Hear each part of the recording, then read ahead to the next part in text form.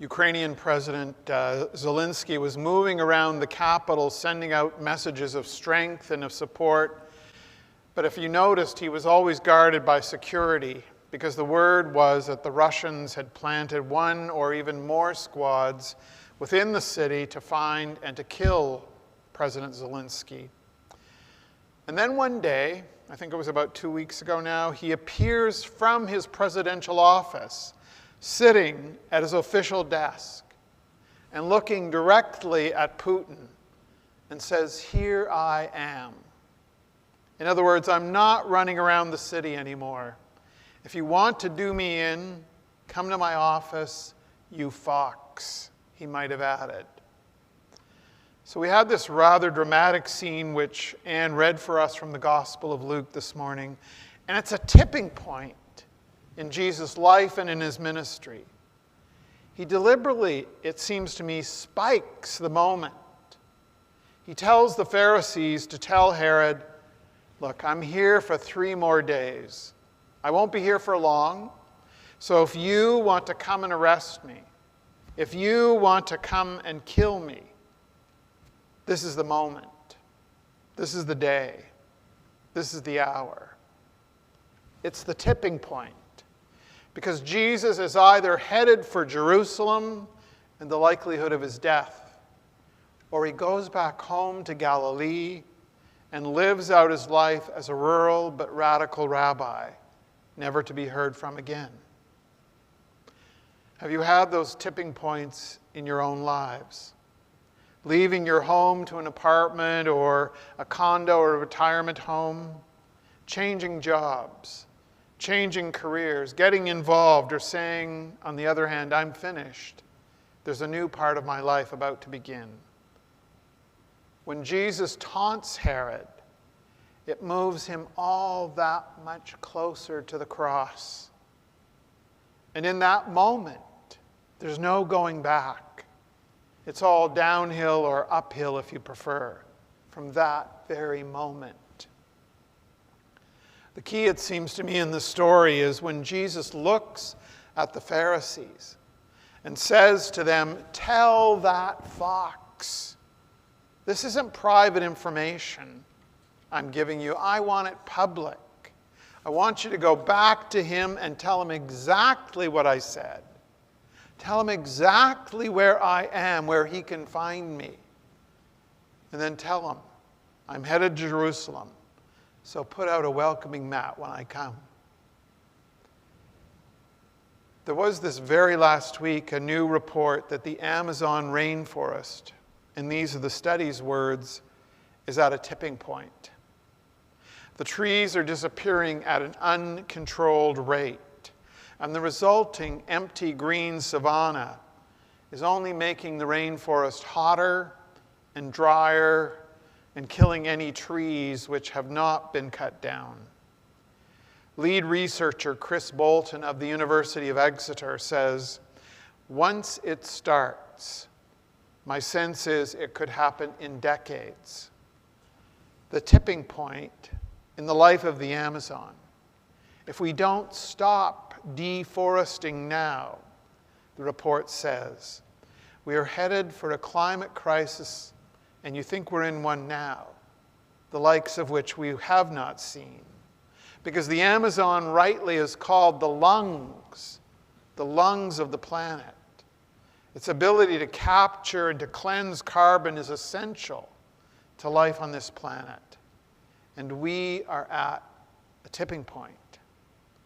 Now, this isn't getting a lot of press with the war on, and it should be the number one agenda of every country, of every politician in the world today.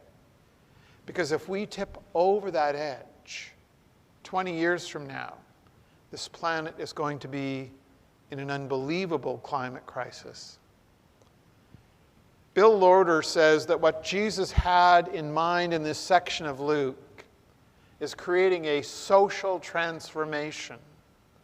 And I think we could amend that in the current context to Jesus had in mind a climate transformation, a climate stewardship, which keeps the planet from going over that tipping point.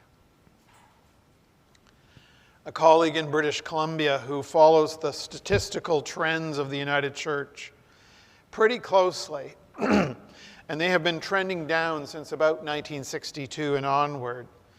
Fewer people at worship, fewer people in Sunday school, fewer baptisms, on and on. But what happened in 2020, the last year we have stats for, is that they literally fell off a cliff. One small example, the Mission and Service Fund, which has been static at about $20 million for a decade or even more, just kind of hung right in there. It plummeted by 25% in 2020. I talked with David Ewart, who follows these trends, and I asked him why he thought that no one in the national or regional leadership was really talking about this tipping point. And he simply said, they don't know what to do about it, so they don't talk about it. One hears anecdotally that congregations are closing at a rate that we have never seen before. And we know from surveys, that 1/3 of U.S. congregations don't think they'll survive post-pandemic. A trend which has long been part of our church life as a mainline church has been exacerbated by the pandemic. And really what the United Church in particular looks like when we finally come to the surface in a year or so is surely going to show a denomination which is radically changed over the last 2 years of lockdown. Jesus came to the tipping point. Now I know there's a debate about whether he fully knew what was going to come or not. But surely in this moment, when he tells the Pharisees, go tell that fox, he knows the outcome will be out of his hands. The moment Herod takes action, and the cross will only be weeks away. The one other radical transformation which is on my radar is our return to work. Or really it should be phrased, our new form of workplace. What caught my eye was the stat this week that only 17% of the folks who are currently working out of their spare bedroom in the basement want to go back to the office space full-time. And then you know we're at a tipping point. Workspace is never, ever going to be the same again. Will hybrid be the future? Will it be the norm for most employers? And the other work-related issue is the mental health of workers. In almost every survey up until the pandemic happened, when they asked employers, what are the concerns and the critical issues for your staff? Mental health only rarely appeared on the lists, and often not at all. Do you know what? It recently has jumped to number 3 concern of employers about their employees. And it's not gone from not being on our radar at all to being one of the key issues in what affects our work life. And really, it's about time. And unfortunately, it took a pandemic to lift it into our view. So how companies and governments respond is not clear. But if they act transformationally, it could be a revolution in the way that we work and in the way that we're cared for at work. This is a tipping point. Jesus knew this was the moment. He knew that his life, his ministry, his mission in the world was about to go in one of 2 directions. And we do not know what will come of our climate crisis, for our denomination, for our work world.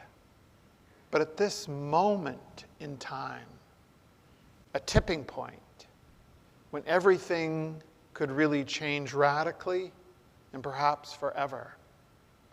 And I believe it will be transformational. Thanks be to God. Amen.